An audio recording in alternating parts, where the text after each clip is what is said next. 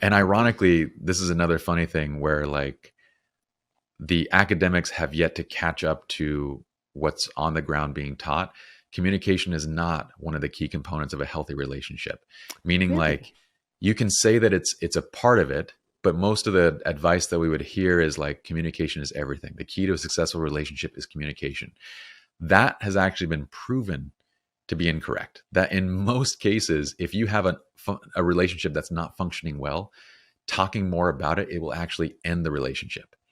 So communication is important as a component, but it's not the key to success.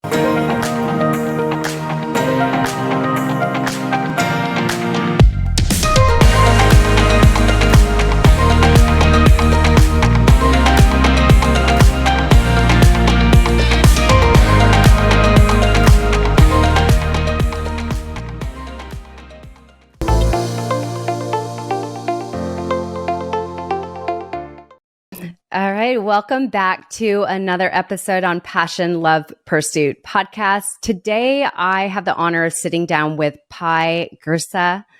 Am I pronouncing that right? Yes. Pye Jirsa. Amazing. So Pye, I have been watching quite a bit popping up on my Instagram, and I just love the value he's been sharing in the conversations about relationships and really how to thrive in a relationship. And I've just been loving the value you've been providing. You're really giving so much value, and I just had to have you on the podcast. So I am excited to dive deep into this conversation of how to really build a thriving relationship by the stupid simple secrets that you share. I appreciate it. Thanks for having me on.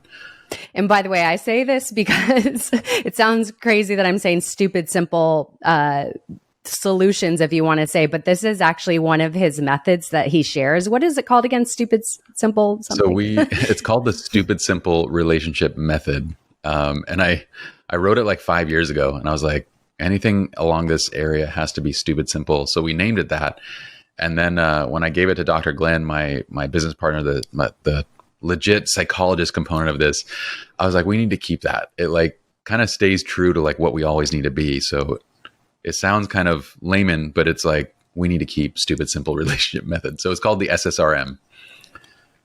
Thank you for explaining that, because I know it sounded like I was degrading what you're sharing. No. Sorry about that. So before pressing record, I said that I love talking about relationships because I feel, number one, I feel relationships is the core to our existence really on this planet is building relationships and, having a foundation of love in those relationships. And it's been one of my biggest struggles personally. And so I think that's why I'm so passionate talking about it, because it's been my greatest pain. And so I would love to talk about what drove you into talking about this and being so passionate and sharing this with so many other people, because I know that's not your background. So if you could kind of share what led you into this passion. Yeah. So my background, like going back to college, was psychology as like a minor, and then accounting as a major, and Chinese linguistics as a major. So I actually went into business and then became a CPA, which then turned into photography education. And now it's kind of like coming full circle where now I'm applying like education to relationships and kind of going back to psychology, I guess. I've always really enjoyed it. And I guess like you, I think a lot of us in this space have found it difficult, creating relationships, long-term relationships, especially. And not just, for me, it wasn't just romantic relationships. Those were incredibly difficult, but I grew up in Utah. I was the only, Iranian former Muslim kid of a single father in a place where you're surrounded by Caucasians that are all Mormon, Christian, and, family units are contained and it was so completely opposite to who I was in terms of like the environment that I was in. And so to say I was like a fish out of water would be like putting it lightly. There was no other, in the 80s growing up in Utah, I could count the number of Iranians in the state on one hand that I personally knew, like over the course of 20 years that I personally knew. I knew less than 5. And none of them were like close or hung out together. And even just from a diversity standpoint, it's gotten a lot better over the past, 2 decades, but it was terrible growing up. And so among, your peers, I was kind of always the outcast. Not only am I not Mormon, I'm not LDS, but also my family's Muslim, and the Gulf War is happening. So I'm encountering racism on a daily basis. And I was like, why does everybody hate me? And so it was just making friends was challenging enough. And then getting to high school and being like, okay, now you like, what's this whole dating thing? And I couldn't make that work. And it wasn't until I eventually did become Mormon, and then later stopped. But I went on this 2-year kind of service mission. And when I came back, I kind of finally understood a little bit about how to communicate and talk with people, at least a little bit better. And the first dating success that I had, I married her. And she was so this is my ex, and she is Chinese. So we spoke Cantonese and Mandarin in the home, because I speak Cantonese and Mandarin. And I remember about 2 weeks into it, I knew like, this is off. Like there's some things that are not going well. And that's when I kind of fell back into my psychology background. I was like, I'm going to figure this out. I'm going to read about it. I'm going to go to professionals.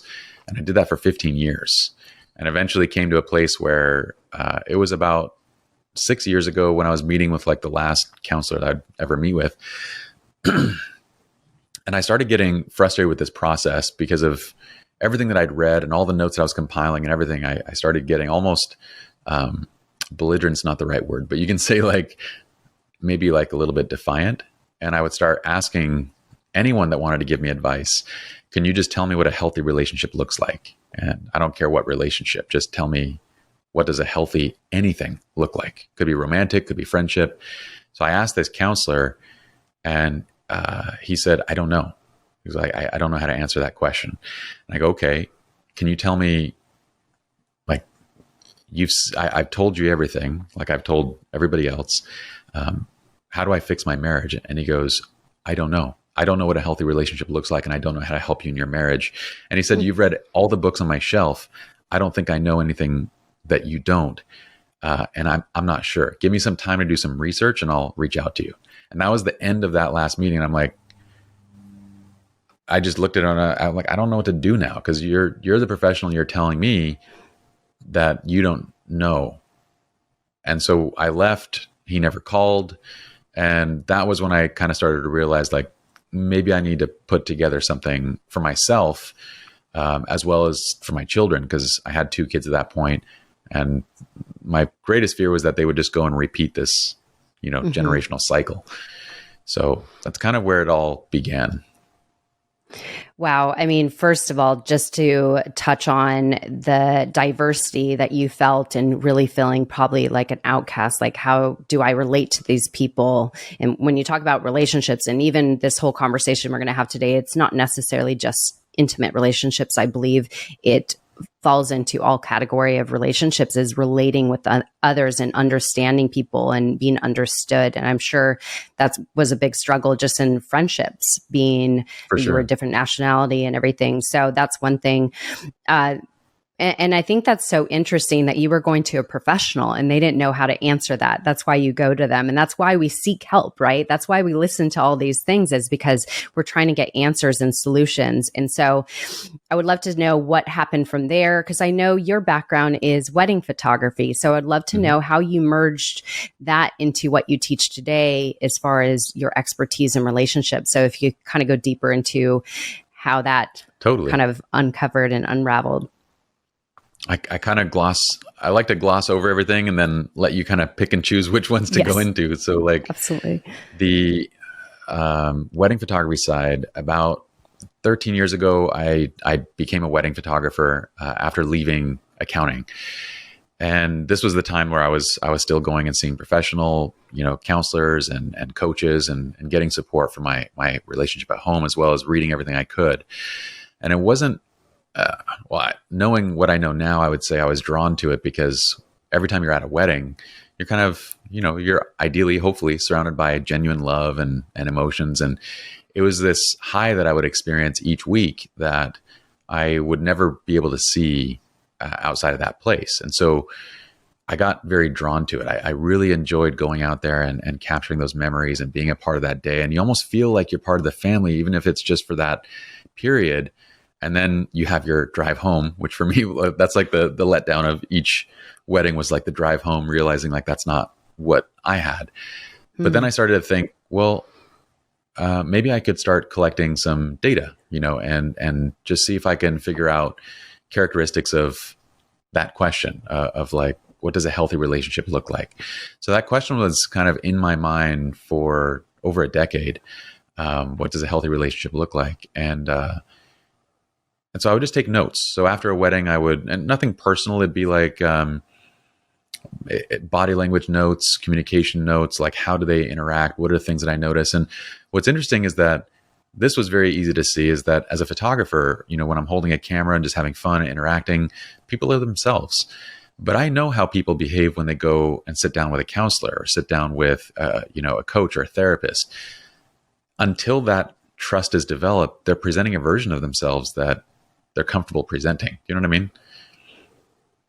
Yeah. It's kind of that, in many ways, it almost felt like the social media version of a person's life, especially when it's a couple. They each present, a half truth basically. And then the coach, the counselor, the therapist is supposed to sift through it to find it, to find what's real. And as a photographer, that wasn't the case. People would just interact. They would argue. They would, have their fights. They would talk about whatever they're going to talk about. You would see real life. So when I'd get home, I'd write things like, it was interesting. Today's fiance, the groom, on an engagement shoot, right? While walking, for basically 3 hours during the shoot, he didn't look back on her once to see where she was at. So he would walk and not check. And then when we get to an area that like requires help, he would navigate his way down talking, to us, to the team, but he would let his fiance kind of figure out her own stuff. Then during the course of the shoot, he might make a joke that doesn't sound like a joke. It sounds like a half truth. Like, what do you guys both do for a living? And he says, oh, she just likes to spend my money. So they all laugh about it, but then like, okay, there's something else there. There's some truth to what is being said. So I would start writing down all those notes, not about, and that's what I always have to say is like, it wasn't anything personal. It's like, just how do two people interact observing on that level, right? So you basically get these, I guess in psychology, it'd be like, there's different methods of gathering research, but these would be like observational case studies, right? Observational research. And after 10 years of it, I had over 500 of these, and they weren't just, couples. It was like, how do they interact with their family, their friends? And I started to have a theory, which was, I think all relationships are actually identical. If you look at a long-term relationship, they are far more similar than they are different. That the only differing components is really the intensity of the relationship, if the level of intimacy, depending on whether it's romantic or platonic. But everything else is kind of part of this fundamental. So when my relationship, when that psychologist said, I don't know how to help you in your marriage, when I left and I was driving home, that's when I was like, okay, I have over 500 case studies now. I think I might have what I need, given what I've studied, what I understand, to actually put together a framework for this. And then I ended up writing this book that nobody would ever want. Well, actually, you're in the process of writing this book, right? No, it's done. I joke about it because in 2020 it was finished, but it's like, and I knew this going into it, like nobody's going to publish a book by a wedding photographer that's on the subject of relationships. So I wrote this book that basically nobody wanted. I shopped it around, and I heard exactly the answer that I was expecting from every single person. You have a platform in photography. People know you in education, but they don't know you in this area. You're not a doctor. And so I just kind of sat on this book that nobody wanted for a little while. Okay, so let's talk about now where you're at, which, like I said, I've been seeing you popping on my Instagram. I started following because the value you're sharing today. And I actually think what's brilliant about what you did is you actually witnessed, like you said, 500 weddings, if not more, and you took notes, you observed. And I think that's the thing, is you saw people in their rawest form and you observed their behavior. And I think there's so much to be gained from that nobody does, right? And you had the privilege of seeing that firsthand in the most natural state. So I think that there's so much to be gained from that. I could only imagine all that you wrote down, but you did take that, and you now have a partner you have a podcast called the 12-week relationship, right? And it's with Dr. Dr. Glen, and you both are co-hosts of this podcast. And it's basically to share the scientific knowledge of relationships and how they work. And also, being that he's a therapist, he brings in his psychology side as well as your expertise and what you witness. So can you kind of talk about that, is how you guys merged together and why this really brings so much value on your podcast and also now your course that you have available? So how did that all merge together? Totally. So I had that book in 2020. It's just a manuscript, and I'd kind of been shut down by plenty of people. And I basically realized that I need to build a platform. And I know how to build platforms. So I'm like, I can do this part, but I need to build a platform and get the legitimacy just on my own, and then go back to the publishers to go and create this book.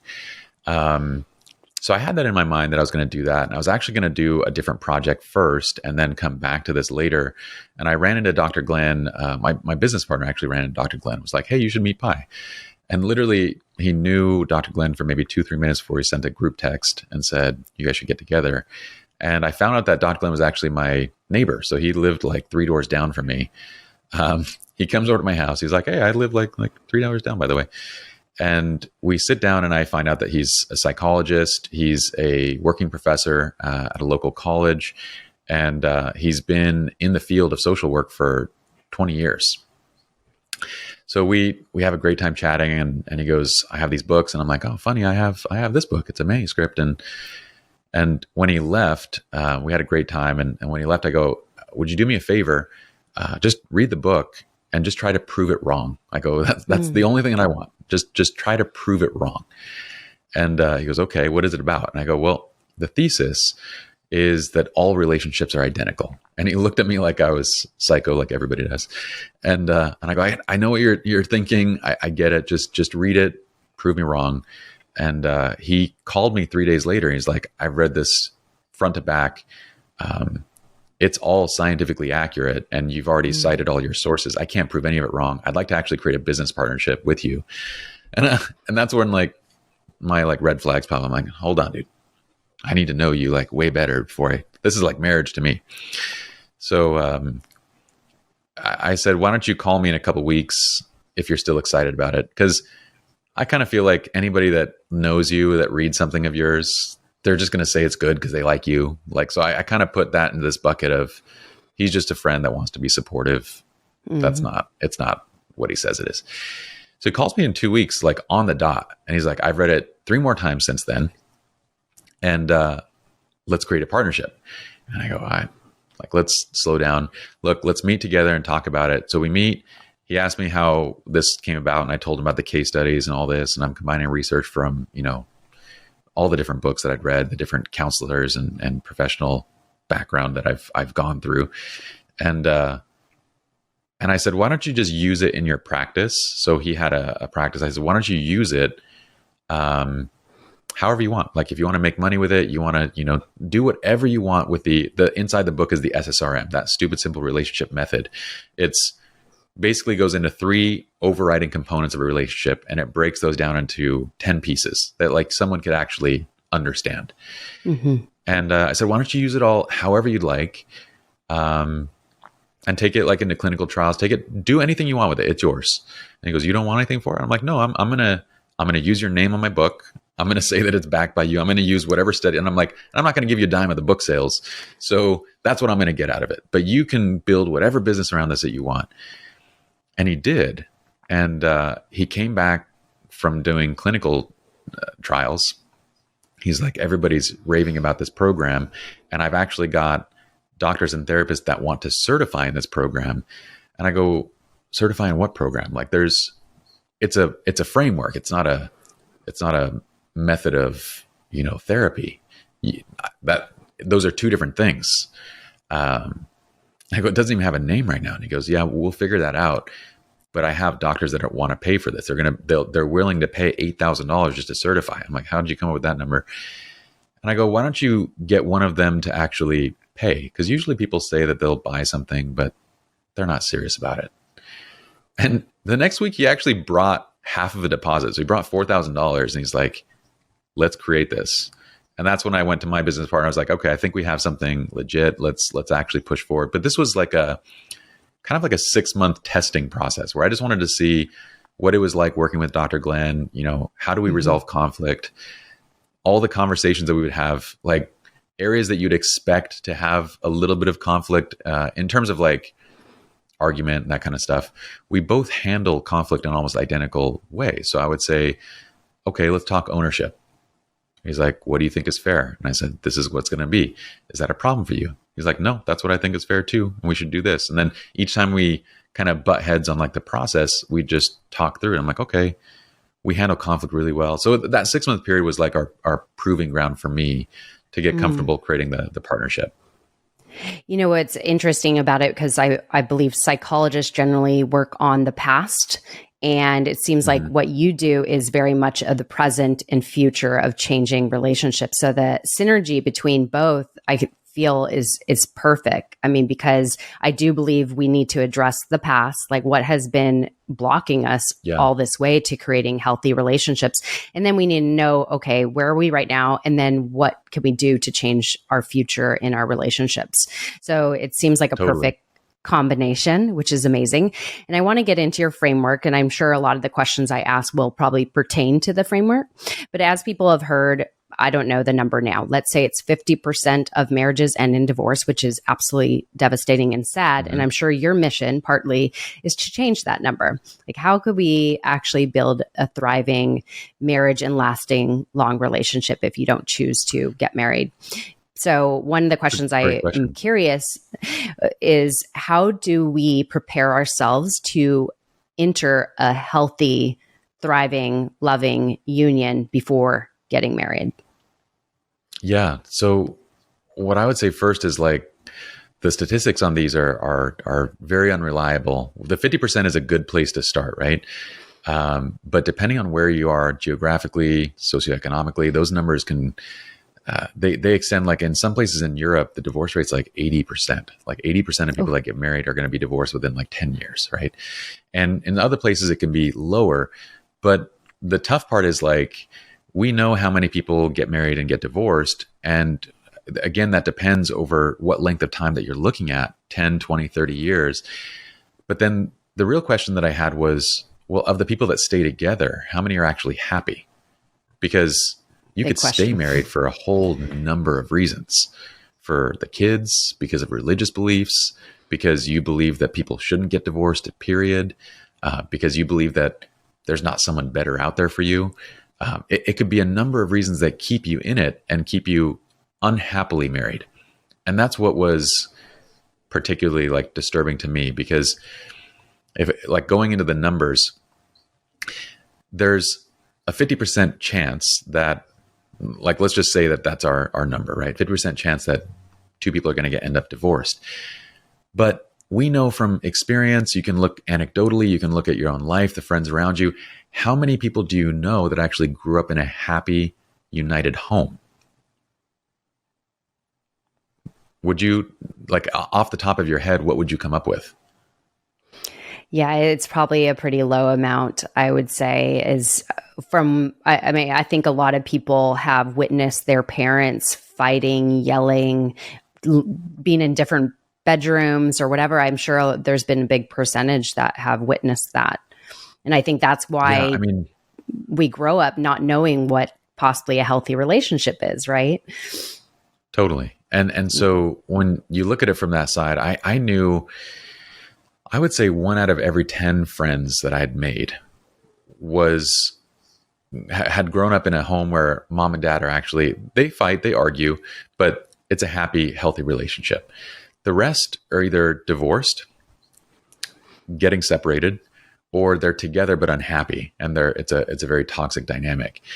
So as you look at the number, it's kind of like, if 50% we know are going to divorce, and we know that it's probably safe to say that at least of the ones that stay together, I don't know, probably another half of those are going to be unhappy. And that's like, let's be conservative with that number, right?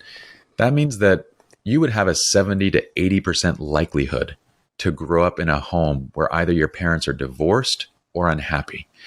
And that means that the likelihood of you understanding what a healthy relationship is 10 to 20%. So you are, if there was any safe statistic I could say, it would be that everybody is more likely to know what an unhealthy relationship is and how to repeat that than they are how to have a healthy relationship. That is, to me, what is statistically safe. Does that make sense? Yes. Yeah. And so how do we, okay, so let's unravel this. What do you believe is like the foundational piece we need to start with? So talking about your 12-week program, which we'll go into your framework and everything, but what are the kind of the initial steps to really get to a place that we could understand what a healthy relationship looks like and the key components that we ourselves need to embody as well as recognize in our partner? Totally. So we would say that healthy relationships are based around aligned core values. That is our whole process of therapy is called CVFT, core value focused therapy, because we believe that in each case, really the only thing that needs to be focused on is how do you understand your own values, the other person's values, and then work to aligning those things. The problem is that most of us don't really know what those core values are. We think our core values are things like, it's what we call expressions. An expression of a core value would be going to church. An expression of a core value would be I have a strong work ethic, or family's important to me, or loyalty. Those are expressions. But the underlying core value is something else. It's the motivator. It's the why. Like if we going to church, for example, everybody knows this, right? You could go to church for hundreds of different reasons. It could be because you genuinely believe in God or a higher power and you want to better yourself. It could be because you want to network and like get to know people that can help you in business. It could be because this is actually your social sphere. This is where you meet your friends. It could be because you just respect your parents. It could also be because of fear. Like you don't want to not go because what if I go to hell? So I could have a whole slew of reasons for going to church. And each of those underlying reasons would actually be the core value that's driving me. And it's also going to dictate how you'd behave in that setting and in other settings. So, the person that is at church because their husband or wife made them go, once they get there, they're probably like on their phone. They're probably just, chilling. They've done their responsibility, right? The other person that, believes in God and a higher power, wants to better themselves, they're actually reading, studying, meditating. The ones that want to connect with their friends, they're in the halls chatting between meetings, and that's what. So the underlying core value is what drives the behavior inside of that setting. But what we do is we oversimplify. So when you go to a dating profile, when you go and meet somebody, when you're getting to know a friend, you look at the expression. Oh, they're Christian, I'm Christian. They're Muslim, I'm Muslim. So we must have aligned values. But again, going back to like statistically, no, the only safe thing that would be there to say is if you're Muslim and they're Muslim, it would be safe to say that you're not Muslim for the same reason. That would be safe, like as an assumption. But does that kind of make sense? Yes. So how do we uncover really the driving force of our values? And once we determine that for ourselves, how do we then assess when we're, let's say, meeting somebody new in a relationship, or we're in a relationship now, and how do we really come to terms like what our values are and if they're, again, aligned? Yeah. So the first step, like in the 12-week program that we have, we give a lot of basics and ideas on how to get to your core values. But truthfully, we spend like 3 weeks on that. So it's a big kind of, we work through quite a few exercises. The underlying, drive is to look to a specific action, or like we said, expression, and then to ask yourself why you're doing that thing. The problem is that without someone there to guide you in being brutally honest with yourself, it's difficult to get to that place. So it would be, you could name an expression, name something of yours that might be a core value, Erica. We'll do it together. Honesty and respect is really huge for me. So, and respecting oneself and respecting others, and being like keeping your word and being honest with your being truthful. Perfect. So honesty, keeping your word. We would also probably put like authenticity into that category, 100%. Like being your truth. So the first question would be like, why? Why are those things important to you? Because that's how I like to show up, and that's what I find connection in. Like when somebody is authentic, vulnerable, and real, and also keeping their word, it's a form of them showing respect to me, as in me witnessing they respect themselves. And because if I go deeper, if I peel the onion, it's because I feel I wasn't always authentic, honest, and truthful, and respecting myself. There we go. I peeled the onion. Okay. So because you're in this space, so you're peeling the onion perfectly, going, why? And then you start realizing that there was a point where you weren't being authentic yourself. And I will probably also bet that there is underlying pain or trauma behind that, in the sense of the people that you were with feeling betrayed by, someone that you trusted, all these different things that could lead into that drive now for honesty and authenticity. Would that be fair to say? Absolutely. Yeah. Okay. So that respect piece, right? That's what's interesting about it, is we divide respect out into a different piece of this. So you can kind of get a gauge for this, knowing that truth and authenticity is one of the core values. So we have this list from all the case studies. There's a list of 20 core values that just constantly resurface, that most everybody will have between 3 to 5 of this list of 20, right? So truth and authenticity is one of them. Knowing this now, and knowing what's driving that you have this drive that because of moments in your life where you weren't authentic to yourself, or maybe moments in your life where you were betrayed by someone that you trusted, you're going to lose respect anytime someone goes against that core value, truth and authenticity. You're going to gain respect, and what we use is a term called regard. Regard encompasses respect, attraction, just that pull towards someone, and it's platonic or romantic. It's just this pull, this want to have a relationship, to whether it's friendship or a romantic relationship. Well, anytime someone lives up to this truth and authenticity of yours, this core value, you're going to gain regard for them. And whenever they act against that, you're going to lose regard for them. So now you can go, okay, knowing that truth and authenticity is one of my core values, I, on the other side of this, could say, I'll bet you can think of plenty of examples in your life right now where someone went against that core value, and immediately you kind of felt like, I don't know if I want to hang out with that person as much anymore. You have an immediate loss of desire to spend time with that person. Can you think of examples like that? Yeah, absolutely.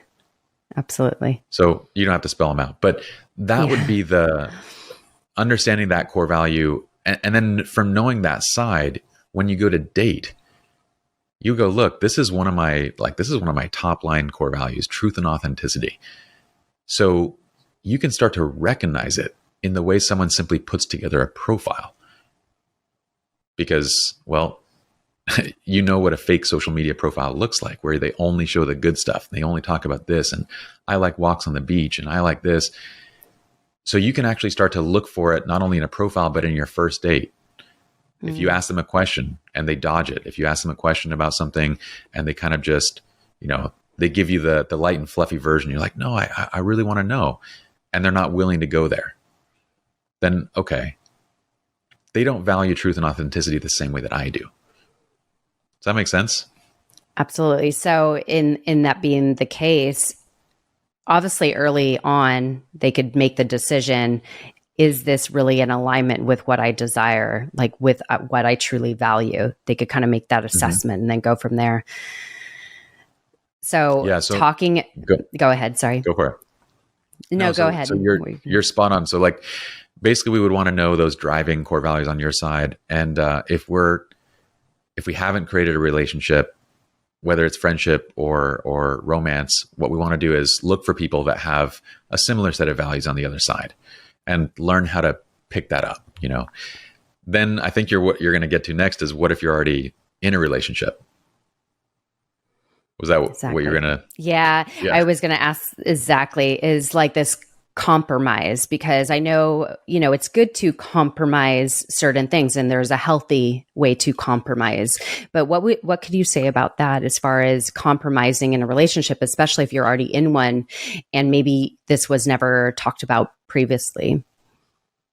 Yeah. I got to tell you, like, personally, I hate that word. I hate the word compromise, mainly because I have 15 years of like vomit worthy experiences with that word.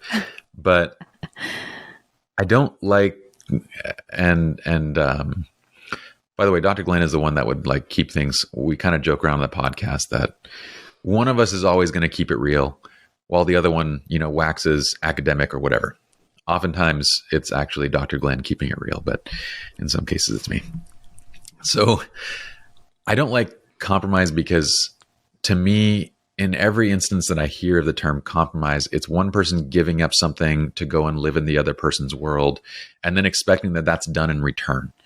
So the problem is that it usually sets up a relationship for this kind of tit for tat dynamic. Like, okay, I'm going to go fishing with you, but then you need to go to the theater with me. And one person is always kind of losing in a compromise type dynamic, right? And then you get resentment when one person stops showing up in the other person's world. Oh, well, I did this many things for you, and you're not even willing to do this for me. So instead of that, what we actually do is we identify the core values on both sides, and we kind of help each person to kind of recognize how their behaviors are either going for those core values or against those core values. Because you know that feeling, and you've been in this space a while, where how many couples will come and say, I want to work on my marriage, but I don't have any desire to work on it. Like, I know I should, but I don't want to, because they're basically in a place where they've completely lost desire. And that happens when someone else acts completely against our values over a period of time, where you just completely lose desire. So the first goal is like, let's identify each of your values so you can understand what are the daily things that you're doing that's grinding against each other. Because we got to stop. Like, if we're looking at the engine of a car, we got to like fix the pieces that are just constantly grinding, because it just keeps breaking down over and over. Then what we would do is, instead of compromising, we're going to work toward the center. So we take the core values on each side, and we build a roadmap. And instead of jumping into their world, we're actually going to ask that both people pull each other's core values to the center. So whatever's missing on one person's side needs to either be adopted or at least respected by the other person, and vice versa. So now we have this center area where they can both kind of work towards. So ideally, we look to, once we know those values, we can look to activities and different specific tools, interests, things that they can do together that would actually sustain them both together, if that makes sense. Mm-hmm. Yeah, absolutely. So in talking about, because this idea of desire, because I think that when so many things happen, we build this resentment, and then the desire goes to nothing. Yeah. So how do we ensure there is this constant, because polarity is talked about a lot, is having this, differences that actually support one another, but in this polarity that thrives in desire. So how do we keep that desire alive? What would you say are the key components of desire? Totally. So desire is actually, when we look at the SSRM, that framework for what a healthy functioning relationship is, there's three primary pieces. a relationship starts with desire, the desire to spend time with somebody, right? So desire is one piece. And then that desire pushes us to actually spend time with the person, to do things together. So we have the second piece, which is quality time. And that one's pretty easy to like figure out. Like quality time is just anything that's basically meaningfully engaging. But then in spending that time together, we start to figure out, well, is it sustainable? So we have the third piece, which is sustainability. So desire and sustainability have 5 components that we would spell all out in this framework.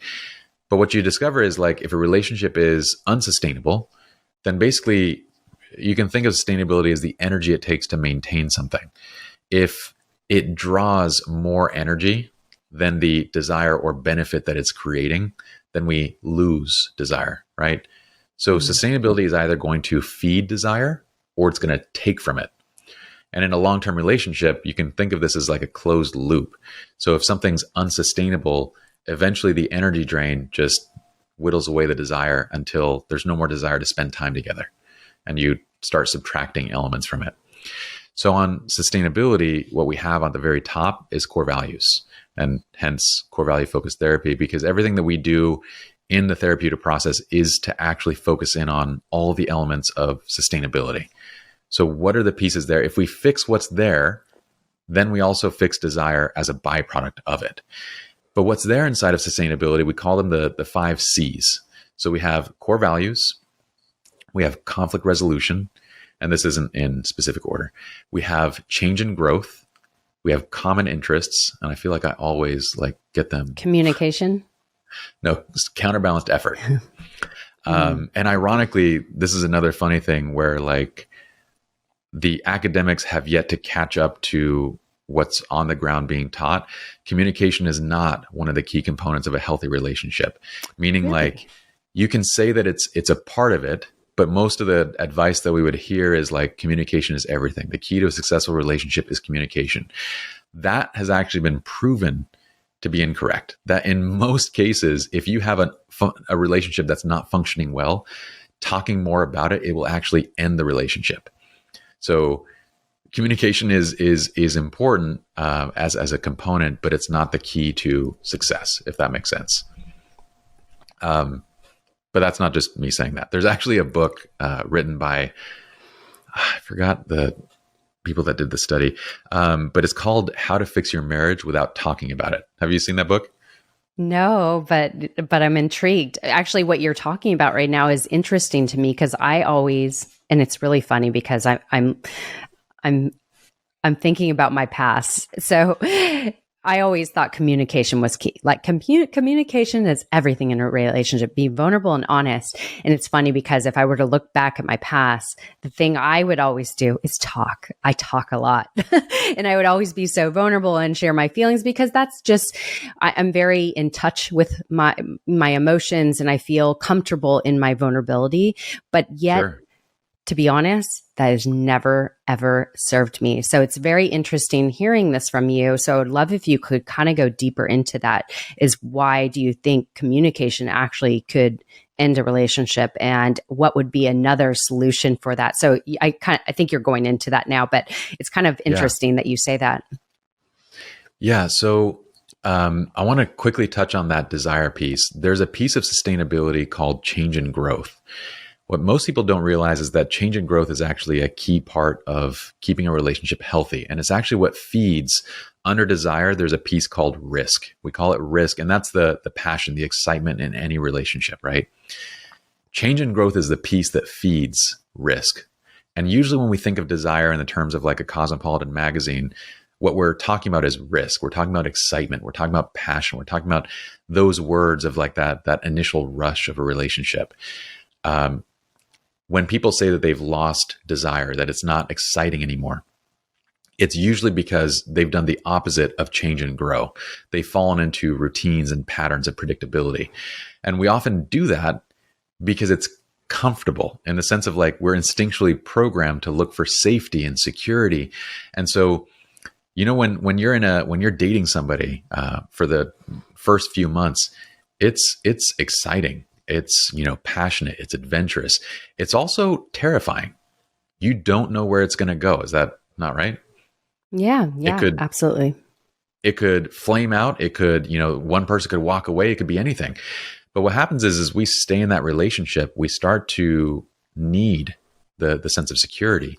So we start to do things like, you're always going to be there, right? And this is always going to, like, we're good, and we're going to give, like, we start to lock things down to basically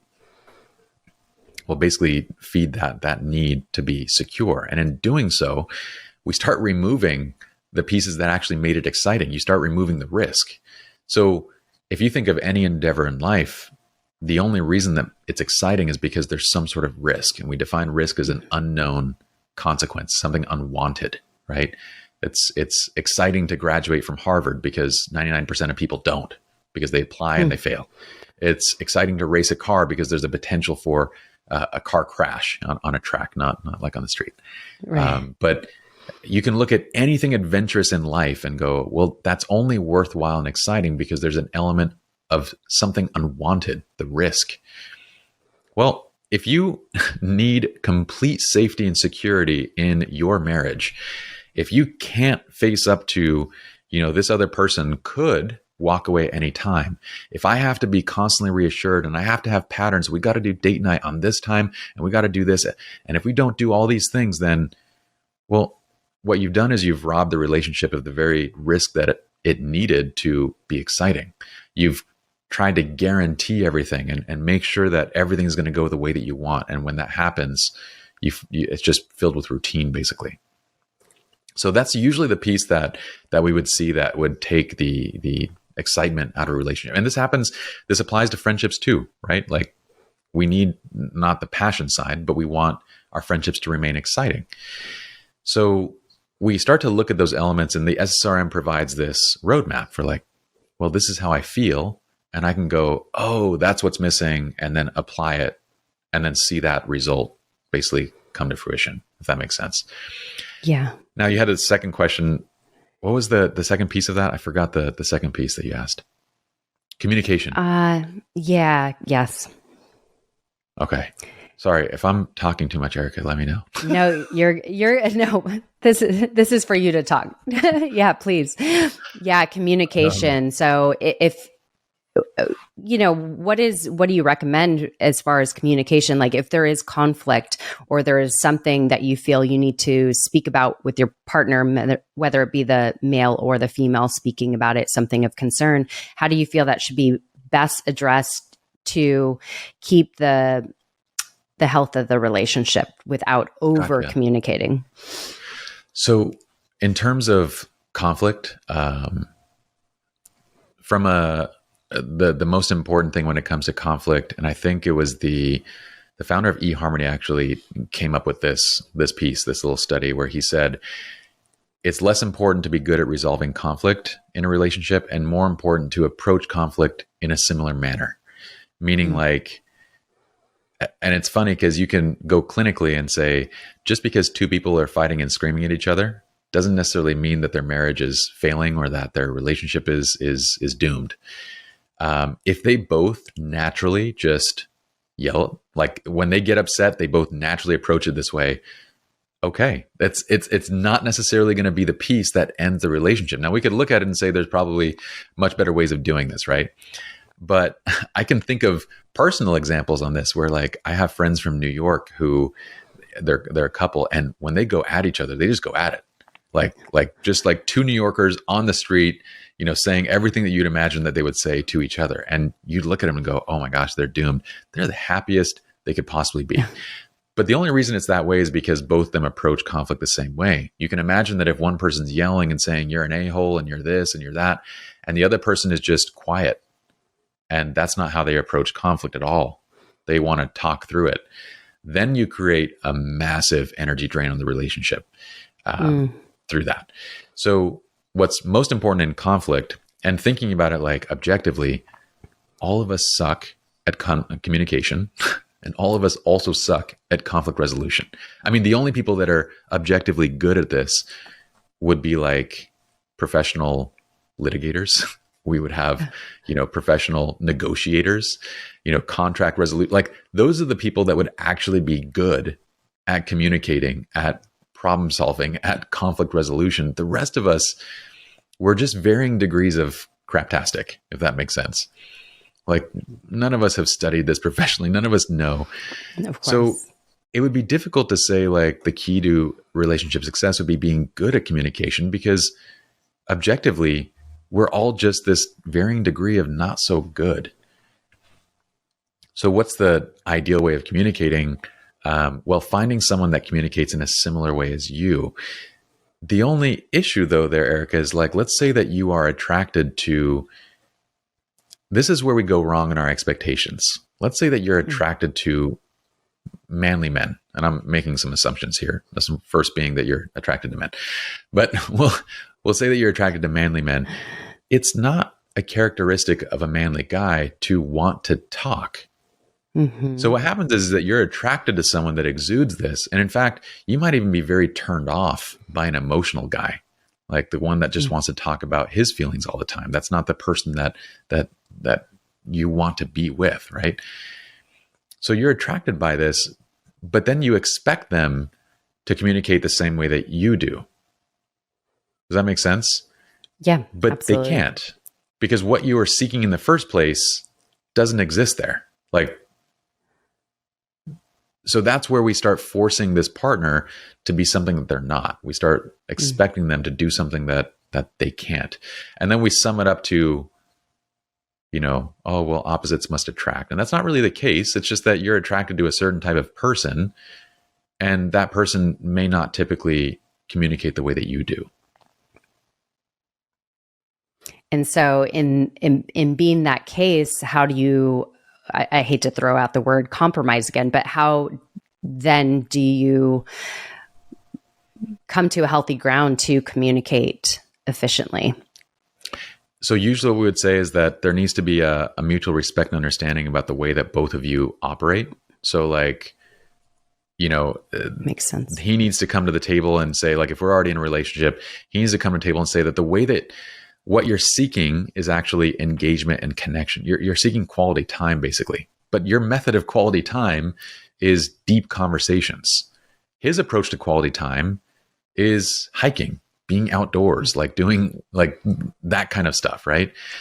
So we wouldn't try to say, okay, well, you need to come home and have in-depth conversations, with each other. You need to live in her world. What we would say is, how about this? Why don't you guys go for a hike and have a conversation during the hike?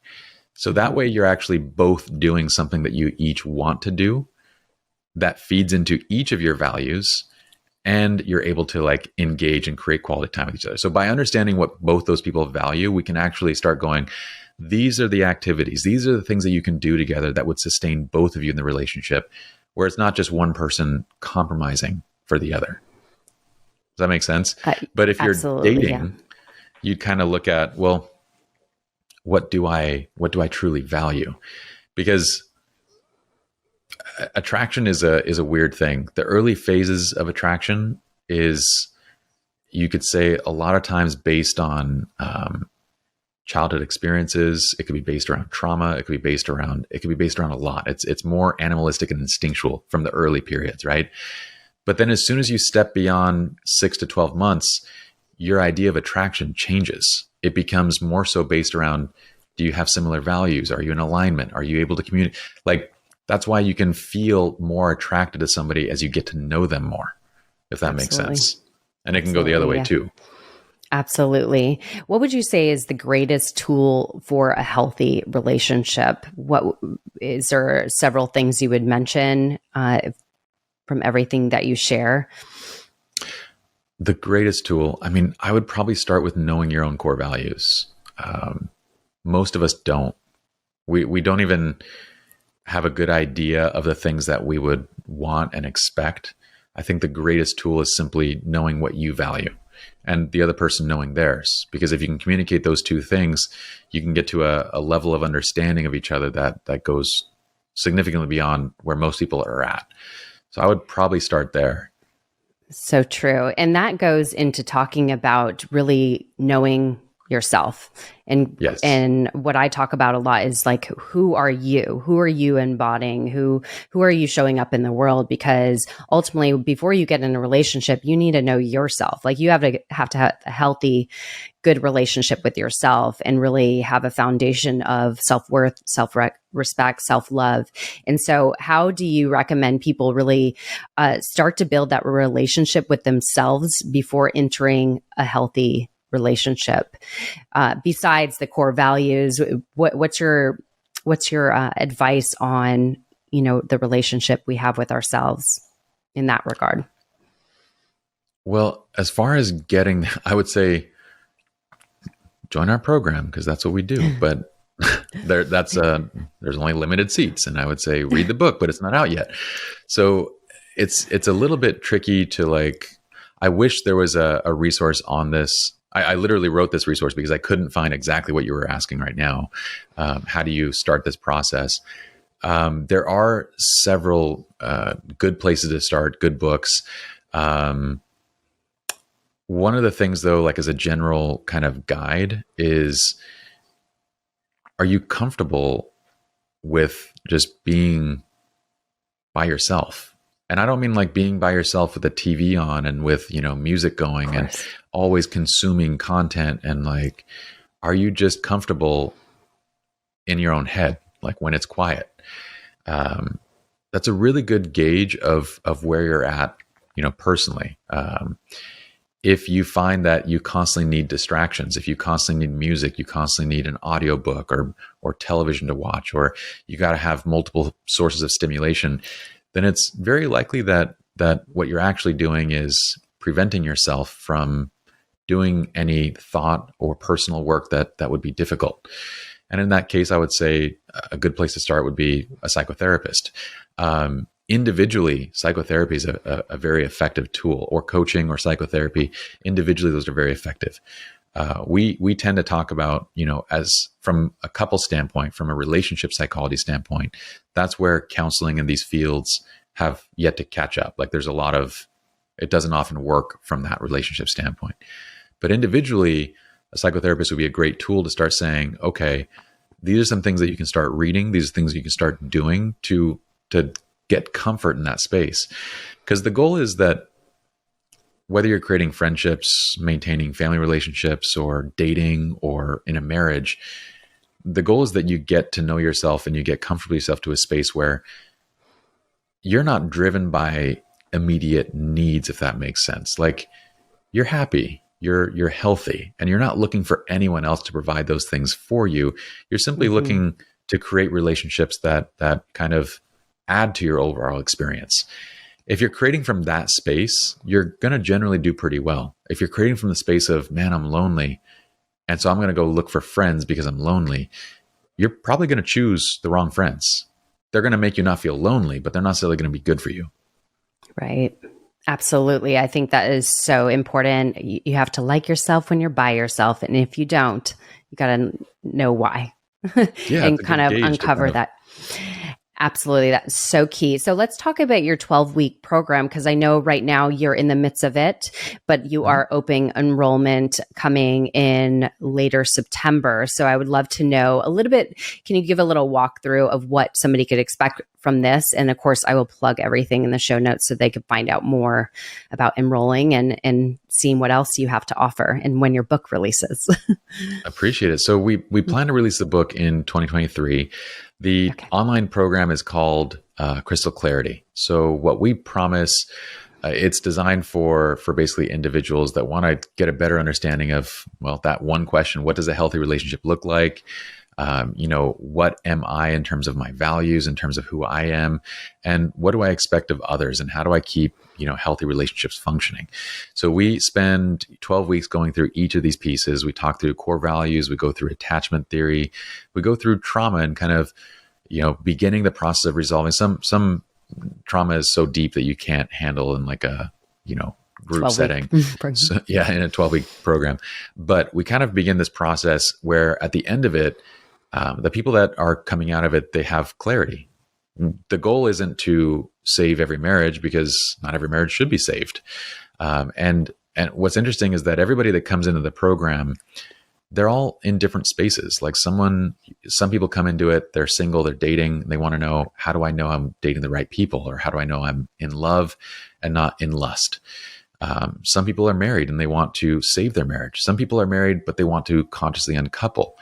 So everybody's goals are different coming into the program. Our goal is to help them essentially become their own life and relationship coach to at least a fundamental level, like where they can self-diagnose. We're not saying that we're replacing, that there's no need for psychotherapy and coaching going forward. What we're saying is, like, when relationships are such a key component of your happiness, your success, the meaning in your life, it's kind of critical that all of us have a fundamental level of knowledge to at least be able to diagnose problems when they occur.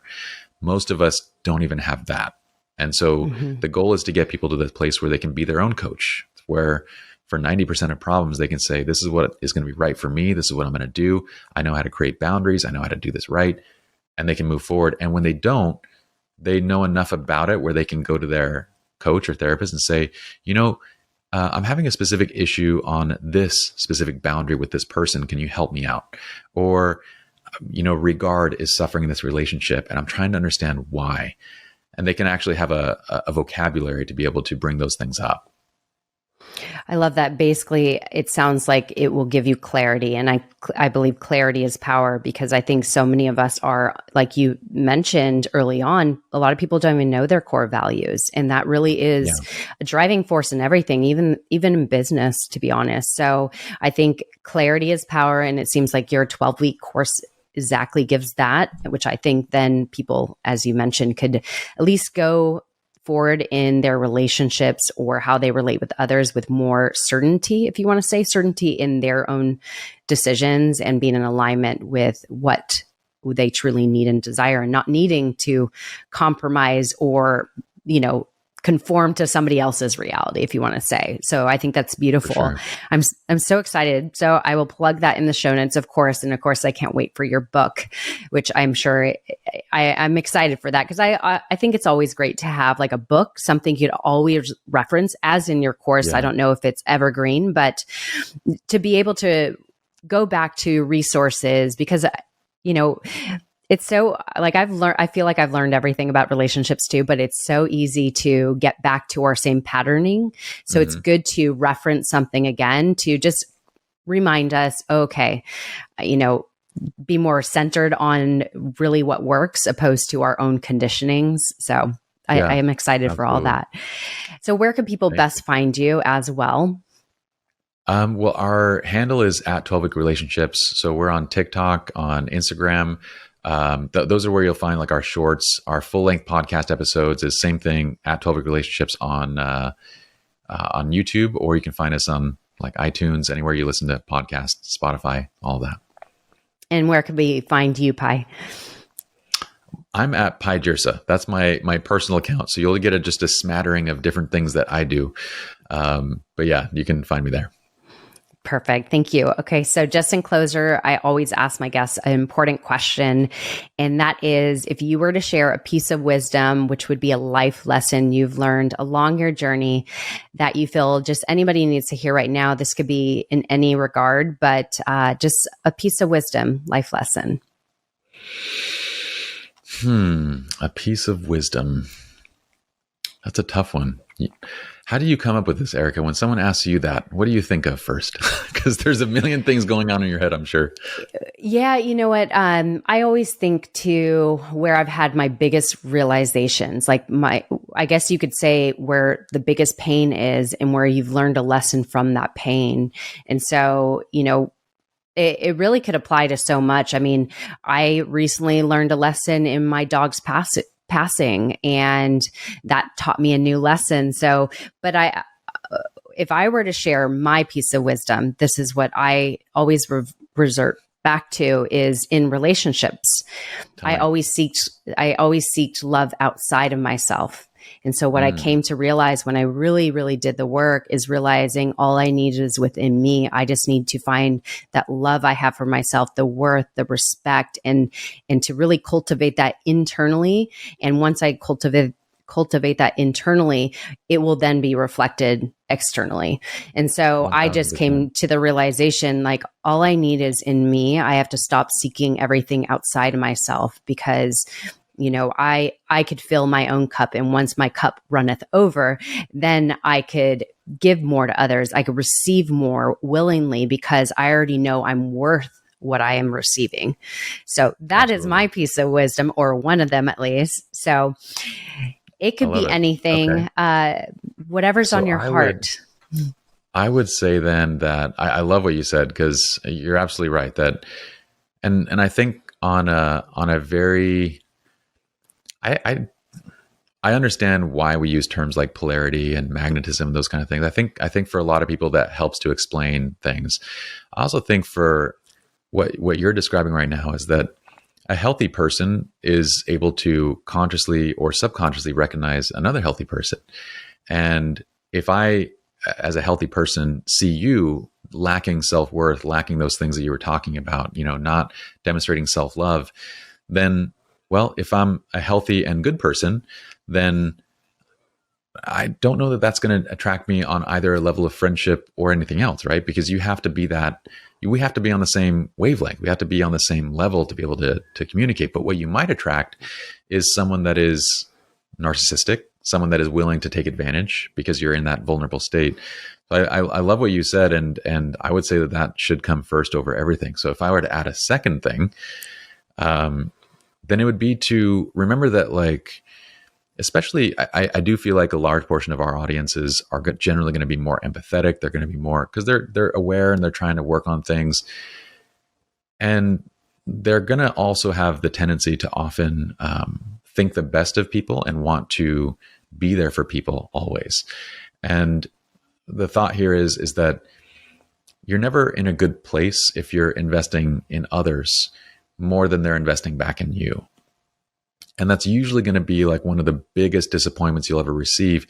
It's not so much that like someone steps out of your life. It's not so much their relationship ends. It's that the way that you saw the relationship, the way that you were investing in the relationship wasn't how it was being returned. So when they step away, there's an extra pain there of like, man, not only did I lose that relationship, but how was I so dumb? Why did I think that was this? Or why did I misinterpret? So they say, like, there's a saying that I really don't like. It's called, people are in your life for a reason, a season, a lifetime. You've heard that saying, right? But I actually started liking that saying when I saw a quote somewhere that added a second line to it. It said, people are in your life for a reason, a season, or a lifetime, but problems occur when you put them in the wrong bucket. And I think that's the main thing, is like, relationships don't have to last forever for them to be meaningful and valuable to you. But the key is to make sure that you're not expecting them to be something that they're not, making sure that you're not investing them in a way that it's not reciprocated. That would be the piece that I would leave. Beautifully said. I think that's a great piece of wisdom, actually, and beautifully explained. And I don't think a lot of people look at it that way. That I remember somebody mentioning that to me, that he had different expectations of that person than they truly were. So whose fault is it, right? It's not their fault. It's the person that is expecting somebody to be something they're not. So yes, that's a great way to look at it. I love that. So good. So good. There's so much value in this. Everybody go check out 12-Week Relationships. Of course, I will plug everything in the show notes where you could find out more and, of course, learn more about all the offerings and what's to come. And, of course, go check out all that Pye shares on his Instagram, and then 12-Week Relationships. There's so much value, so many clips that just provide so much more than we talked about in this episode. So thank you for your time and all the wisdom you're sharing today, and your passion, of course, to help others and build thriving relationships. Appreciate you. Appreciate it, Erica. This was a lot of fun. Thanks for having me on. Of course.